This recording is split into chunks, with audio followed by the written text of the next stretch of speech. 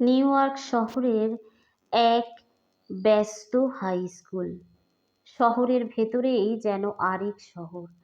শব্দ, কোলাহল আর ক্লান্ত মুখের ভিড়ে বাচ্চারা আসছে স্কুলে। মিসেস হোয়াইট ছিলেন সেই স্কুলের একজন শিক্ষক। নিবেদিত প্রাণ, নিয়মানুবর্তী, কিন্তু কিছুটা শীতল স্বভাবের। তার ক্লাসে একদিন ভর্তি হলো নতুন ছাত্র। কালো চামড়ার, হালকা কুঁজো হয়ে হাঁটে, চোখে সবসময় আতঙ্কের ছাপ। নাম জেরেমি স্টোন। জেরেমিকে কেউ বলতো না দেখে যে সে নবম শ্রেণীর ছাত্র। সবসময় তার হাতে ধরা থাকতো একটা পুরনো চামড়ার ব্যাগ। কোনোদিন ব্যাগটা রাখেনি কোথাও, এমনকি টয়লেটে যেতেও হাতে নিয়ে যেত। ছেলেটা কারোর সঙ্গে কথা বলতো না। শিক্ষকরা তাকে উপেক্ষা করতেন, কারণ সে কোনো প্রশ্নের উত্তর দিত না, এমনকি তাকাতও না শিক্ষকের চোখে। একদিন মিসেস হোয়াইট ক্লাসে জোরে বলে উঠলেন, এই ছেলেটা কি বোবা? উত্তর তো দূরের কথা, নড়াচড়াই করে না তো ঠিক মতো। সবাই হেসে উঠল। জেরেমির মুখে তখনও একটাই ভঙ্গি, ভয় আর নীরবতা। পরীক্ষায় তার নম্বর কম, ক্লাসে মনোযোগ নেই। মিসেস হোয়াইট ক্লান্ত হয়ে হাল ছেড়ে দিলেন। একদিন স্কুলে ব্যাগ চেকিং ক্যাম্পেইন শুরু হলো। সবাই ব্যাগ জমা দিচ্ছে। জেরেমির কাছে যেতেই সে আঁকড়ে ধরল ব্যাগটা। না, এটা কেউ নিতে পারবে না। তার চোখে একরাশ আতঙ্ক, বুক ধকধক করছে। হেড টিচার এগিয়ে এলো, বলল, এভাবে কেউ নিজেকে আলাদা রাখতে পারে না, ব্যাগটা দাও। জোর করে ব্যাগটা খুলে দেখা গেল একটা ছোট্ট লাঠি, কিছু শুকনো খাবার, একটা মেয়েদের চুলের ক্লিপ, একটা ছোট শিশির বোতল আর একটা চিঠি। চিঠিতে লেখা ছিল, জেরেমি, আমি হয়তো আর তোমার স্কুলে যেতে পারবো না তোমার সাথে, কিন্তু এই ব্যাগের প্রতিটি জিনিসে আমার স্পর্শ আছে।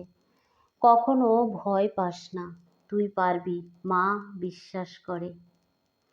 চোখের সামনে এক মুহূর্তে বদলে গেল সব।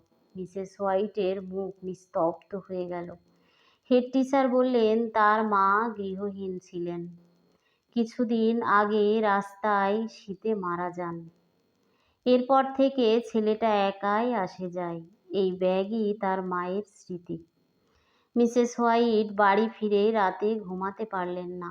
চোখ বন্ধ করলেন, ভেসে উঠছে সেই চিঠির শব্দ, তুই পারবি। পরদিন স্কুলে তিনি নিজেই খোঁজ করে বের করলেন জেরেমিকে। পাশে বসালেন, চুপ করে তার হাত ধরলেন। কিছু বললেন না, শুধু চুপচাপ পাশে বসে থাকলেন। তারপর ধীরে ধীরে প্রতিদিন একটু একটু করে তিনি জেরেমিকে পড়াশোনা শুরু করালেন। প্রশ্ন করতেন না, বরং গল্প করতেন, তার ব্যাগের জিনিস নিয়ে খেলা করতেন। একদিন বললেন, তোর মায়ের চিঠি আমি প্রতিদিন পড়ি। জেরেমির মুখে সেই প্রথম একটা ছোট্ট হাসি ফুটল। 6 মাসের মধ্যে বদলে গেল ছেলেটি। চুল আশ্রে আসে, প্রশ্ন করে, গল্প বলে, বন্ধুও জোটে তার। বছরের শেষে ক্লাসে টেস্টে প্রথম 5 জনের মধ্যে সেই স্থান পায়। বছরের শেষে বিদায় অনুষ্ঠানে জেরেমি মিসেস হোয়াইটকে একটা ছোট্ট প্যাকেট দিল। ভেতরে ছিল একটা নতুন চামড়ার ব্যাগ আর তার মায়ের চিঠির একটি প্রতিলিপি। সাথে লিখেছিল, আজ আমি আবার মা পেয়েছি, আপনি আছেন বলেই আমি হারিয়ে যাইনি। মিসেস হোয়াইট সেদিন কাঁদলেন, কিন্তু তখনও জানতেন না এই ছেলেটি একদিন তার জীবনের সবচেয়ে গর্বের কারণ হয়ে দাঁড়াবে। বছর পেরিয়ে যায়। শহরের পত্রিকায় একদিন বিশাল শিরোনাম ছাপা হয়, ডক্টর জেরেমি স্টোন, গৃহহীন শিশুর জীবন থেকে আমেরিকার সেরা শিশু মানসিক বিশেষজ্ঞ পর্যন্ত যাত্রা। তিনি আজ হাজারো ট্রমাগ্রস্ত শিশুদের মানসিক চিকিৎসা দেন। নিজের মতোই যারা হারিয়ে ফেলেছে আপনজন, আশ্রয়, তাদের মনে তিনি আশার আলো জ্বালান।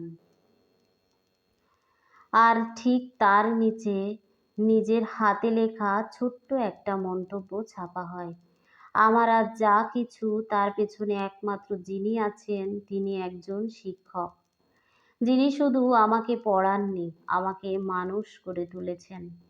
তার দেওয়া ব্যাগের নিচে আজও লেখা আছে সেই কথাটা, একজন মায়ের শেষ চিঠি আর একজন শিক্ষিকার প্রথম ভালোবাসা এই ব্যাগেই বেঁচে আছে।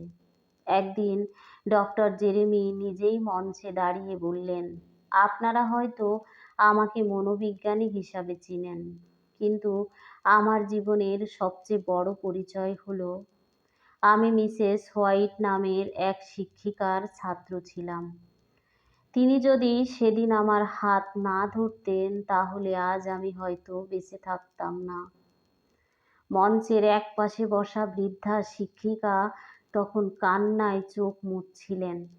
তার হাতের আঙুল এখনো সেই পুরনো চামড়ার ব্যাগের ছোট্ট চাবির রিং ঝুলছে। শিক্ষকের একটি স্পর্শ, একটি ভালোবাসার চোখ, এটাই পারে অন্ধকার জীবনেও আলো জ্বালাতে পারে। কারণ শিক্ষকতা পেশা নয়, তা হলো আত্মা দিয়ে অন্য কারো জীবন গড়ার ব্রত। ধন্যবাদ সবাইকে। সবাই ভালো থাকবেন, সুস্থ থাকবেন, এই শুভকামনায় আজ এই পর্যন্তই।